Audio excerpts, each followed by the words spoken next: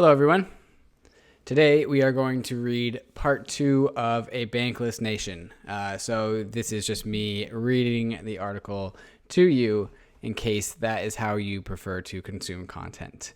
Part 1 of this article is decently important. So if you have not yet read that or listened to me read it to you, I suggest that you do that.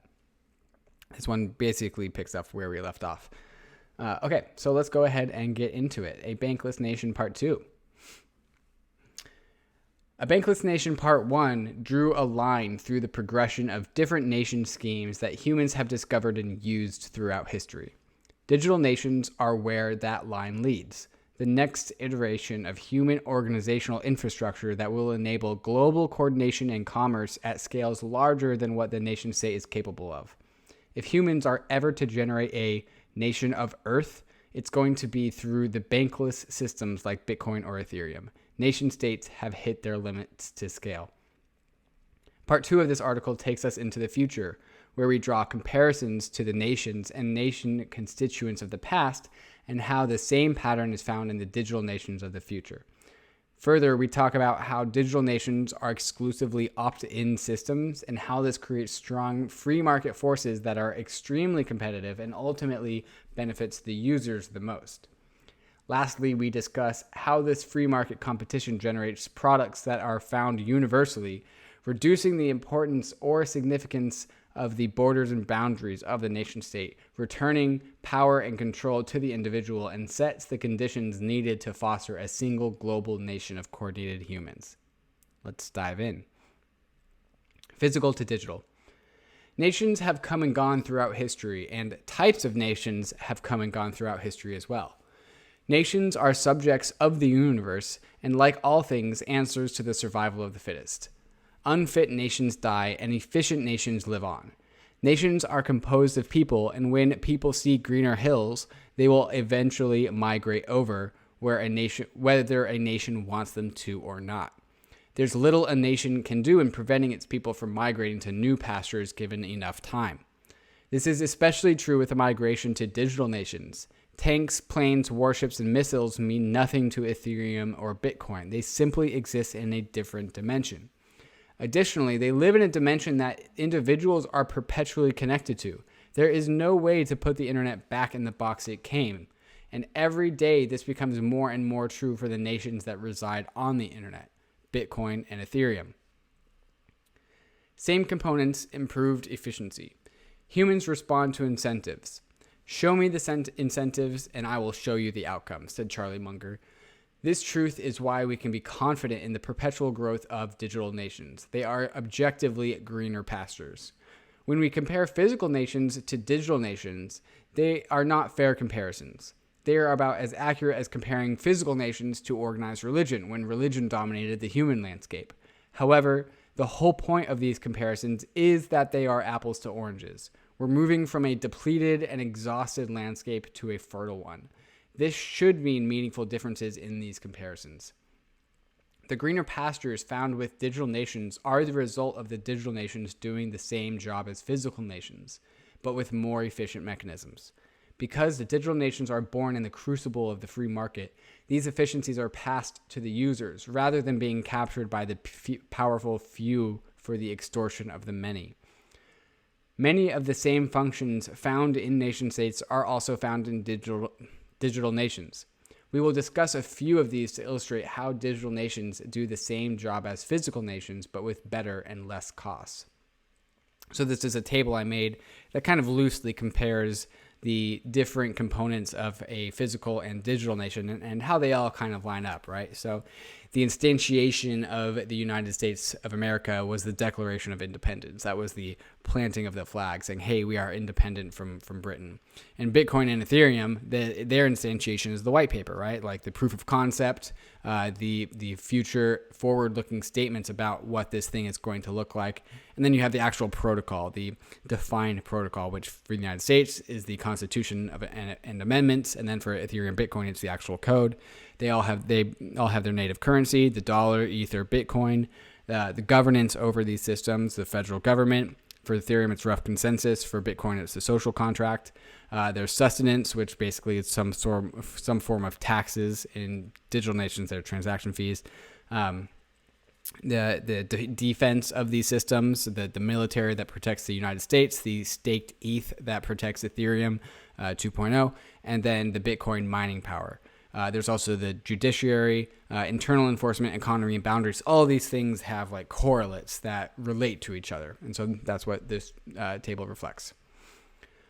Obviously, these are A to B comparisons. The EVM does not do the same job as the police. If there is an intruder in your home, please do not call the EVM.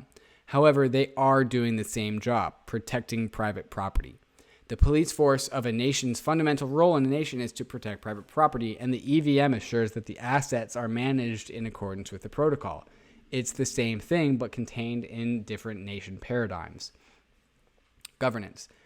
The USA Protocol requires governance. This is the main innovation that set it apart from the religious nations that came before it. The nation-state protocol can be updated so that it can retain fitness to the world around it. Governance is costly. It requires the expenditure of energy and resources. It is difficult to decide what consensus actually is, and it takes a lot of deliberation and debate to make sure we are actually getting governance right. Ultimately, there are no assurances that the nation-state governance does actually arrive at the conclusion that matches the will of the people. The salaries of the governors are paid out of the taxes regardless. Since there is no competitor government over a nation-state, the external forces that keep expenditure in check are weak. There's always the threat of being elected out of power, but the financial costs of a government are rarely of concern of the voting constituency. There's no fiscal responsibility party inside of a fiat money regime. The money printer renders this moot. Digital nation protocols like Bitcoin and Ethereum are designed to have minimal governance. The last time Bitcoin exerted any energy upon governance was during the Bitcoin to Bitcoin Cash hard fork. Ethereum retained governance by rough consensus, which is partly volunteer work and partly funded out of the initial issuance of the Ethereum native currency, but it is destined to expire and follow in Bitcoin's path of being a calcified system. At maturity, these systems are only successful if they are ungovernable and thus require no governance expenditure. Bitcoin has already shown this to be true. Bitcoin has shown to already be there, and Ethereum is actively working to get to the same place. As a result, the citizens of these digital nations are under no obligation to be funding the governance of these systems. Defense. All nations require defense expenditure. Without defenses, nations of all types are subject to attack and capture. As discussed in part 1, the value of a nation is a function of the economy that it produces, and the economy produced creates the incentive for its capture and coercion. Therefore, defense expenditure is required. In the physical world, a nation's defense is also implicitly its offense. There's nothing stopping the repurposing of defensive forces into offensive forces. This unfortunate reality is what generates the incentive for all nations to place extraordinary amounts of resources into bolstering their defenses. If a nation has an undeveloped defense, it can easily succumb to another's defensive forces because they are easily repurposed to an offensive force. An arms race ensues. All nations need to place an undue amount of proportion of their economic resources into defense because these defense forces are switch hitters.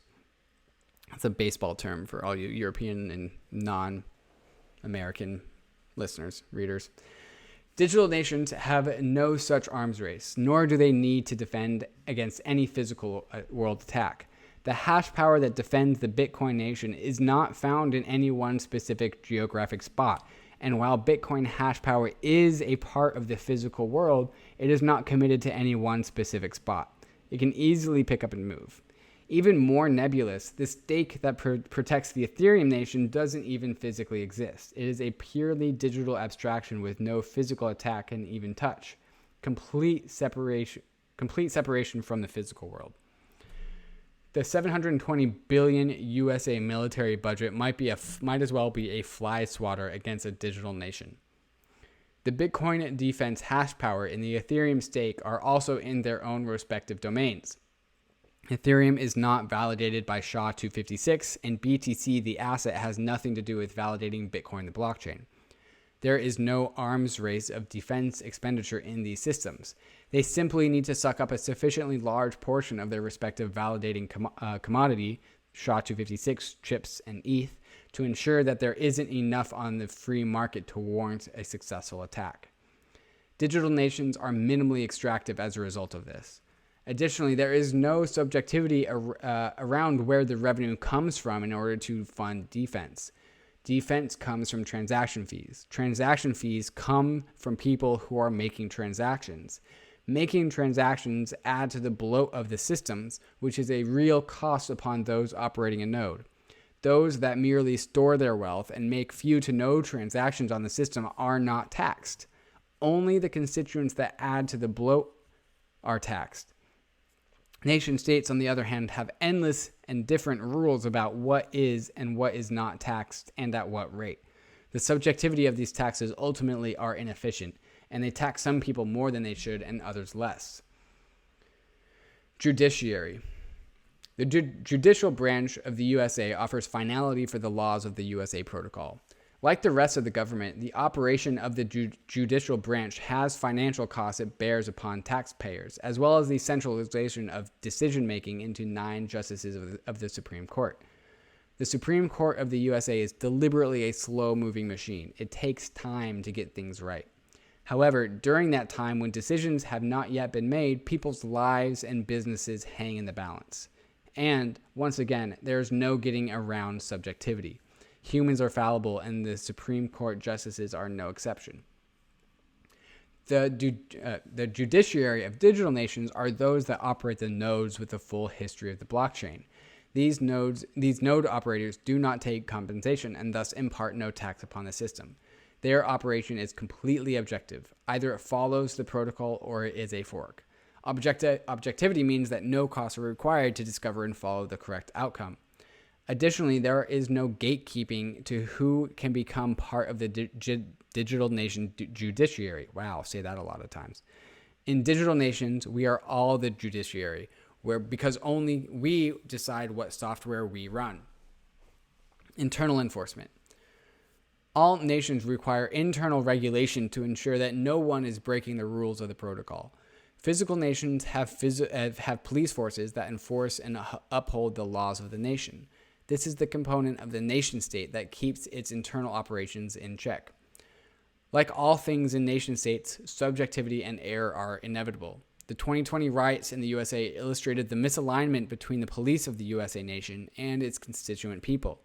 Protesters claim that the police are an unchecked force with undue political influence, and that the systems of checks and balances have forgotten to check the police. Indeed, as the USA has become a safer place to live, nationwide police budgets have continued to increase. In 2015, taxpayers paid $250 million to fund police misconduct settlement payouts. In digital nations, the enforcement of the laws of the protocol is trivial and objective. The Bitcoin script and Ethereum EVM are what ensure all updates to the system follow the protocol. A transaction on Bitcoin and Ethereum is either valid or invalid. There is no in-between. If there is ever an attempt to do something unlawful in these systems, it is rejected before it is ever included, which maintains efficiency and reduces expenditure. The costs of maintaining the rules of digital nations are bundled into the defense costs, as they ultimately serve the same purpose: ensure that this system is perpetually able to make valid state updates forever. Summary of the comparisons. If there's an intruder in your home, do not call the EVM. Likewise, please continue to participate in your local democracy. Bitcoin and Ethereum do not fix this. However, they do enable cheaper and more secure places to store your money and wealth. They offer low to no safe tax safe havens for capital in systems that provide maximum property rights and strong assurances of future access. Digital nations do not fix the potholes in your streets. They do, however, return power to the individual and control his or her money and wealth. Subnations. Brand new subject. The fundamental difference that sets Bitcoin and Ethereum apart is that Bitcoin is a protocol and Ethereum is a protocol of protocols. In part 1, we discussed how the USA scaled its nation further than any nation before it because it enabled sub-protocols under the main protocol. The sub-protocols, the states of the USA, are enabled to set more finely tuned rules for their particular domain in order to make sure that the protocol fits a wider array of environments. As a result, the aggregate USA protocol is a flexible and dynamic protocol of protocols that could morph to accurately fit into its environment. Here's a dope graphic. Every contract on Ethereum is its own subnation of Ethereum. By default, a contract has complete sovereignty over its own realm. Other contracts on Ethereum can only influence another if it is given explicit approval to do so. All Ethereum subnations receive the full protection of the Ethereum blockchain that the Ethereum blockchain can give it. So long as Ethereum can withstand attack, Ethereum subnations are guaranteed to live forever. An Ethereum subnation is also a business that offers its services to others, designed to generate economic and they are designed to generate economic activity by some particular means. This is how Ethereum at large generates the taxes to fund the security budget. All subnations on Ethereum generate economic activity that pays transaction fees to the validators of the Ethereum nation. Subnations like Uniswap, MakerDAO, Compound have their own internal fees that generate security for their own domain. The 0.3% exchange fee on Uniswap incentivizes liquidity to come to Uniswap, making the exchange manipulation resistant. The MakerDAO stability fee establishes the market cap of MKR, which incentivizes the buyers of last resort. Compound has its own interest fees to borrow with, partly paid to suppliers, and in the future will likely be paid to the balance sheet of the Comp token owners, which has a similar mechanism to both Uniswap and MakerDAO. These fees are the taxes upon the constituents of each subnation. Part 1 of this article illustrated how, over time, nations charge more and more taxes upon their constituency. In the beginning, a nation charges what it needs to offer decent protection. Once a monopoly is established, however, and the ability for a constituency to exit is gone, fair taxes from a nation turn into extortion. Unlike physical nations, applications on Ethereum can never prevent exit from their subnation. If any subnation begins to charge extortion-level taxes, it is likely that it will push the capital inside its system elsewhere, where the same services can be found at a lower tax rate. Ethereum is a digital nation of minimally extractive subnations. Subnations on Ethereum can either be... Subnations on Ethereum can either be a single contract with a single function or a connected system of multiple contracts with a network of if this, then that conditions that results in a holistic product. Single contract kingdoms. A single Uniswap exchange is a good example of a, quote, single contract kingdom. One single Uniswap market is wholly composed of one single contract address. All other Ethereum addresses are able to access and use the Uniswap contract, but no other address has the ability to change the protocol and manipulate the way that it operates. The protocol is fixed. Single contract subnations are robust due to their simplicity. Having just one contract contain all the necessary functions reduces possible attack vectors by an order of magnitude. There is simply less to be concerned about. The real-world correlate for a single contract subnation is a city-state like Singapore or Monaco, and similarly draw strength from their autonomy from the rest of the world. Complete autonomy from the rest of the Ethereum ecosystem allows for these single contract subnations to be relatively immune from the changes to the rest of the Ethereum ecosystem, and are only truly exposed to the size of the ecosystem at large. Other applications on Ethereum can come and go, but Uniswap and all its exchanges will remain indefinitely. Multi-contract coalitions. More ambitious goals require more flexibility than what a single contract kingdom can offer. Different requirements of a larger system can be segregated into separate contracts. Each contract is only responsible for its functioning, and the outputs of that contract are the inputs for others in its coalition. This allows for each contract to specialize and focus on one particular task while relying on other contracts to do the same. If the builders of this subnation orchestrate these different contracts correctly, the holistic system of inputs and outputs of all contracts creates a resulting product of the multi-contract coalition. The larger and more complex applications on Ethereum are unions of multiple contracts that work together to produce a whole that is greater than the sum of each part. These coalitions of contracts are composed systems of incentives, agents, inputs, and outputs. The goal of these subnation protocols is to produce a healthy economy that returns nourishment back to the protocol. MakerDAO is an Ethereum subnation. MakerDAO is a composition of many different interconnecting agents with incentives, inputs, and outputs. The Maker protocol is a system that is designed to produce a useful output, DAI, and receive nourishment for doing so, stability fees. Compound is also an Ethereum subnation. It follows the same basic rules I've been describing. Here's a chart, here's a table that you guys will be familiar with. Governance-free exit. Governance is perhaps humanity's largest unsolved problem. The main reason why nations have come and gone throughout history is that we have not yet solved governance at its fundamental level. How do we decide how to fairly govern the systems that govern us? Further, the repercussions of poor governance in nations is significant due to the fact that the constituents of a nation are typically unable to opt out of these systems. When religions were in their prime, opting out was to choose either oppression or death. Nation states now blanket the earth, and there's no place to go once you revoke citizenship.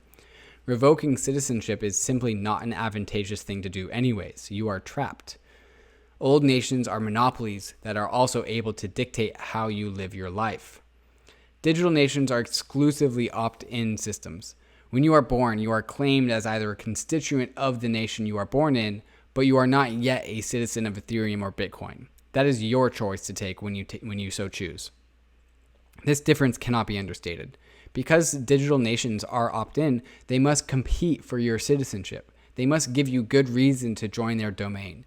In order to attract constituents and capital, digital nations must deliver real products and valuable services in order to attract participation. Digital nations are born in the crucible. They start with nothing, and the only way they grow in users and value is by providing real value for the world. Legacy nations have never had to experience such a strong degree of free market competition. Having monopolistic control over their constituents and their constituents' capital have rendered them immune from free market pressures.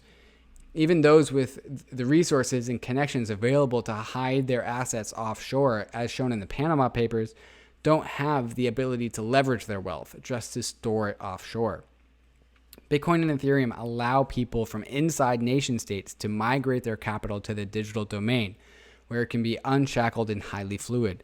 As a result of this ability to exit, nation states will be forced to reduce the extortion of their constituents or else risk incentivizing an exodus of capital. The same is true for Ethereum subnations. I expect the capital on Ethereum to be fluid throughout its subnations from now until the end of time. Ethereum subnations are in direct competition with each other to attract capital and users. If someone builds a subnation on Ethereum that offers the same or better products or services for the same or fewer cost, then we can expect capital and users to flow downstream into these new pools. If an application charges too much for its service, it risks being forked with a reduced fee or being replaced by a competitor offering a similar service. MakerDAO, Compound, and Aave all offer sufficiently comparable services so that the fees that they charge keep the others in check. The sovereign individual. Discussed in part 1, the nation offers scaffolding to the individual so that the individual can live their life with maximum freedom and autonomy. Nations that restrict freedom and autonomy from the individual, religions, the USSR, China, tend to be replaced by ones that don't. This is because there is no better way to organize an economy than leave people to their own devices so that the people can decide how best to provide value to the world by leveraging a combination of what their skills are and what they enjoy doing. The opt-in nature of digital nations, along with the free market competition of the applications on top of them, preserves the sovereignty of the individual by giving the users maximum autonomy and freedoms. In digital nations, all users are admins. In a world dominated by digital nations over nation states, the physical location of capital and value is gone. Money and assets live solely on the internet. Every single subnation on Ethereum is just one transaction away and lives inside of a small device in your pocket. The power this gives to the individual cannot be overstated. You have the full force of the Ethereum digital nation at your fingertips, no matter what nation state that you are a part of or you cross into. The purpose of a nation is to foster an economy. The economy of digital nations are contained inside the internet, but will also manifest itself in the real world as well. When a customer pays for the products or services of a business using Bitcoin, Ether, or DAI, a transaction was made where no nation state was relevant. The same business, service, or product could serve the same individual anywhere in the world, and the transaction would appear largely the same. This is the path to a single global community of humans. The protocolization of money and finance via digital nations are the tools needed to break through the limits of each organizational scale that we have reached via the traditional nation state. The economy of the world will become a single global economy when it operates under one single money and finance system that treats all users equally. Nation states, businesses, and individuals are all treated equally under the purview of the digital nation. Because no one is giving privileges that others do not have, we can break through the glass ceiling of global coordination and generate a holistic economy of planet Earth. Worldbuilding. Worldbuilding is the process of constructing an imaginary world, sometimes associated with a whole fictional universe.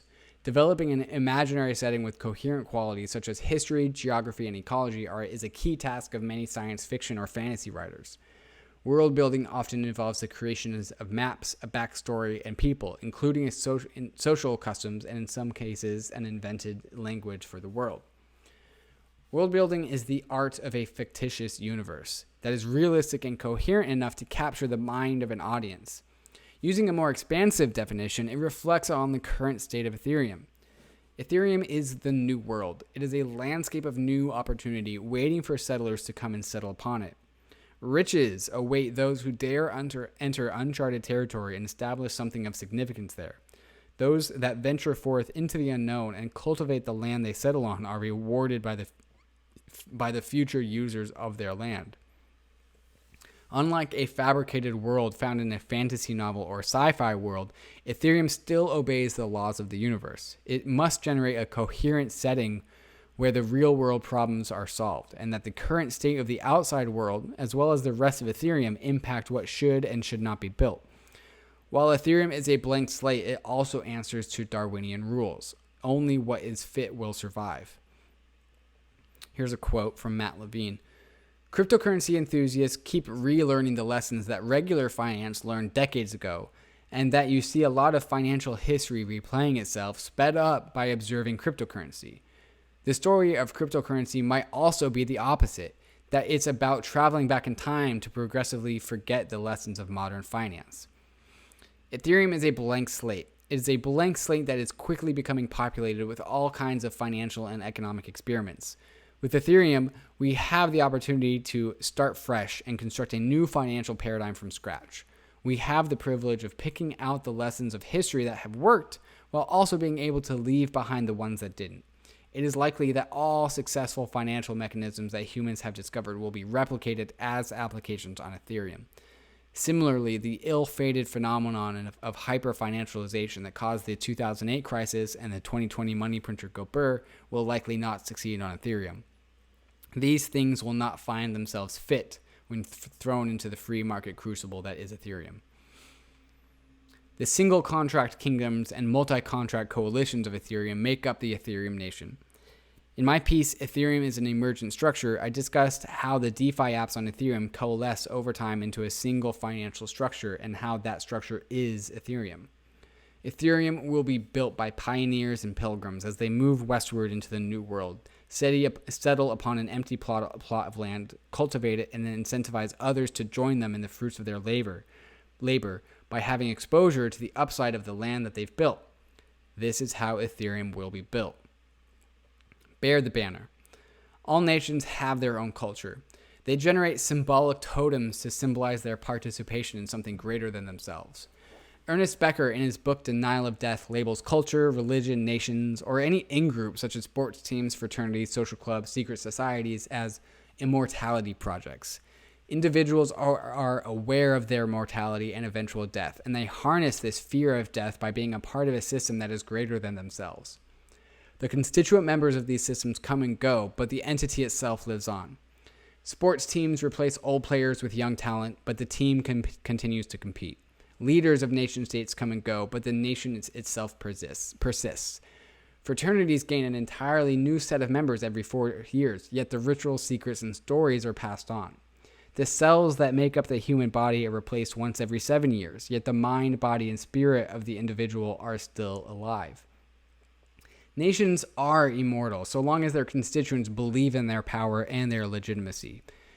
Digital nations are still in their infancy, and much of their culture and symbols of these systems are just now emerging.